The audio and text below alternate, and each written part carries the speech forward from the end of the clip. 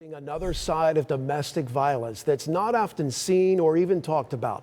It's the story of an older adult who suffered violence at the hands of a family member. And tonight, in-depth reporter Anthony Hill is uncovering how older adults are impacted and what one local police department is now doing to stop it.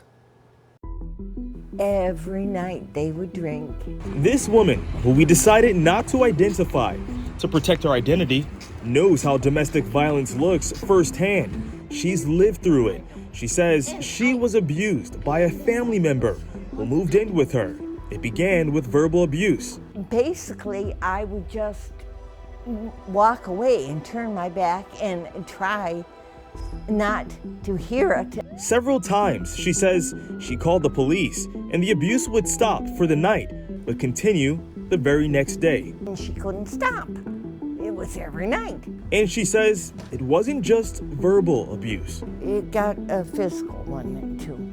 It got physical. And I just couldn't deal with it anymore. There's a lot of hesitation. An older adult would rather seek help from their family or their friends or their doctors. Rosa Contreras is with the Spring of Tampa Bay, a nonprofit organization that advocates for domestic violence survivors, and says many older adults are embarrassed to report the abuse to law enforcement. The older adults may not typically reach out to an organization for help.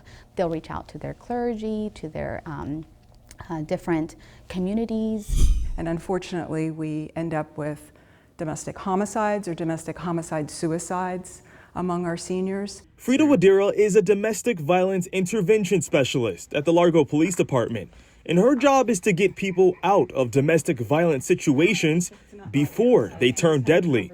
She does this by connecting survivors with resources and educating them on their rights. The reality is that people have a perception that domestic violence happens among younger folks. But the reality is that domestic violence crosses every age group. She says perpetrators of domestic violence don't necessarily stop their abuse as they get older. So maybe as a younger person, they might be more physical with their partner, but as they age, they're not able to be as physical, so they find new ways to do that. And those new ways can come in the form of increased verbal abuse and neglect. So we work together collaboratively to try and provide resources and get assistance through follow-ups for seniors out in the community. Officer Joel Quattlebaum is a senior services officer for the Largo Police Department. His position is a part of their problem-oriented policing unit, which was started in the early 2000s. Anything from homelessness to mental health to senior interventions. After receiving a referral from an organization, a doctor, or home service provider about the possibility an older adult is being abused, Officer Quattlebaum goes to the home and carefully carries out an investigation. So we'll do a follow-up and we'll try and see, is this something that we need to look at as a domestic abuse situation, or is it something where we need to look at, is it just part of the everyday life that's going on? Did they fall, or is it something that we can put safeguards in place to help protect them? As for the survivor I interviewed, she says she hasn't seen her relative since putting her out, but she's enjoying her life without having to endure the abuse.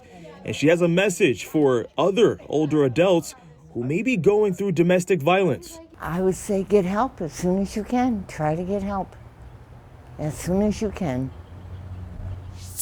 If you're an older adult or you know an older adult who's experiencing domestic violence, head over to our website where I've posted some useful resources.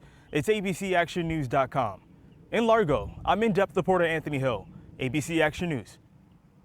Anthony, thank you. And if you or someone you know is in a domestic violence situation, you can call this number on your screen right now. It is 1-800-500-1119. And you can find that number as well on our website, abcactionnews.com/DV.